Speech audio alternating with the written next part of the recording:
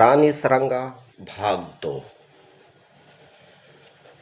वो रात इतिहास की सबसे अंधेरी रात थी जब रानी सरंगा की दुनिया उजड़ गई।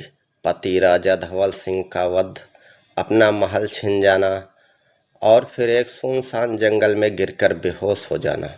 पर कहानी वहीं खत्म नहीं हुई, क्योंकि जहां अन्याय हावी होता है वहीं कोई सरंगा भी जन्म लेती है, जिसका एक ही लक्ष्य होता है, न्याय। कई दिनों बाद जब आंखें खुली तो सामने था एक वृद्ध साधु।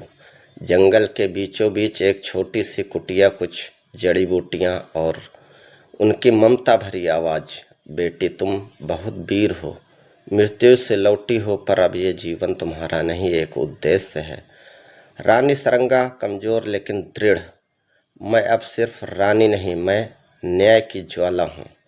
रानी सरंगा ने खुद को फिर से खड़ा किया। दिन रात तलवार चलाना सीखा, धनुष साधा, घुड़सवारी में परंपरागत हुई। हर सांस के साथ उसने एक प्रण लिया, जो मेरे साथ हुआ वो किसी और बेटी के साथ ना हो। ट्रेनिंग का फास्ट क्लिप, तलवार, तीर, कमान, जंगल में दौड़ती सरंगा। राजा विक्रमदेव का आतंक। दूसरी ओर राजा विक्रमदेव ने वृंदावन पर कब्जा कर लिया था। अपनी ताकत और छल से वो खुद को असली राजा समझ बैठा था, पर लोगों के दिलों में अब भी एक ही नाम था, रानी सरंगा। विक्रमदेव क्रोधित होकर, क्यों हर गली में उसका नाम लिया जाता है, वो तो मर चुकी है। एक रात वृंदावन महल में एक नई नर्तकी आई। नाम बताया चंद्रलेखा। मधुर नृत्य, रहस्यामी आंखें। विक्रमदेव मंत्रमुग्ध हो गया। उसे क्या पता यही आंखें उसके अंत का कारण बनेंगी। रानी सरंगा मन ही मन, अब मैं उसके महल में हूँ और उसके अंत का समय भी करीब है। हर रात वो गुप्त सुरंगों की जानकारी जुटाती, महल के नक्शे चुराती और अपने पुराने सैनिकों को खबरें भेजती। जंगल में उसके सच्चे अनुयायी अभी भी उसका इंतजार कर रहे थे। एक वफादार सैनिक, चुपचाप, हम तैयार हैं रानी जी, बस आपका आदेश चाहिए। अंधेरी रात थी, सभी द्वार बंद। तभी चारों ओर आग की लपटें उठी, महल में भगदड़ मच गई। और तभी सिंहासन कक्ष के द्वार खुले। वो आई एक योद्धा के रूप में, न गहने न श्रृंगार, सिर्फ तलवार और तेज।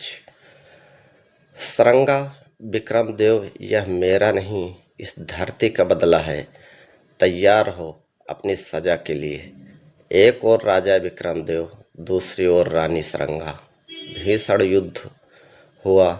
राजा की तलवार टूटी, वो गिर पड़ा और उसके सामने खड़ी थी वही रानी जिसे वो कभी मिटा चुका था। सरंगा सख्त आवाज में, राजा बनना आसान है पर न्याय की रक्षा करना कठिन। तुमने मेरा सब कुछ छीना, अब न्याय तुम्हें तुम्हारा स्थान दिखाएगा। तलवार जमीन पर गिरती है, विक्रमदेव को बंदी बना लिया जाता है। वृंदावन में एक बार फिर शंखनाद हुआ। सिंहासन रानी सरंगा को सौंपा गया, पर उसने ठुकरा दिया। सरंगा बोली, मैं अब महल नहीं, लोगों के बीच रहना चाहती हूँ। मैं एक ऐसा आश्रम बनाऊंगी जहाँ हर लड़की को तलवार पकड़ना सिखाया जाएगा, जहाँ नारी केवल सौंदर्य नहीं, शक्ति भी होगी। समापन। और इस तरह एक रानी जिसने अपना सब कुछ खो दिया था, वो इस इतिहास की सबसे शक्तिशाली नारी बन गई। रानी सरंगा अब सिर्फ नाम नहीं, हर उस औरत का प्रतीक है जो अन्याय के खिलाफ लड़ती है। दोस्तों, अगर आपको यह कहानी प्रेरणादायक लगी हो तो लाइक करें, शेयर करें और चैनल को सब्सक्राइब करना ना भूलें।